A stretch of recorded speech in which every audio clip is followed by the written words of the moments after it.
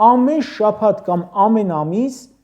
իսկ վերջերս ամեն օր պետությունը մի ցնցում ապրում է, ու այսպես 7 տարի շարունակ, ու չկա մի գործընթաց, որ տանի երկրի առողջացմանը, ինչ որ ոլորտի կայացմանը, պետության ամրապնդմանը, արդարության ու արդարադատության հաստատմանը։ Նյարդային գերլարված վիճակում ենք ու կարծես նմանվում ենք մարդամեկին, որ արդեն մի օր ստիպված ենք լինելու մենք էլ հանգստացուցիչ դեղեր ընդունել։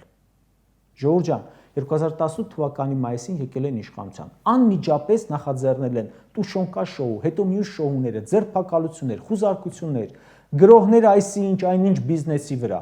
այսինչ գործչի վրա, վատ բանակցություններ, վատ ելույթներ, հանրահավաքներ, ստեր, պատերազմ, մեղքերի բարդում,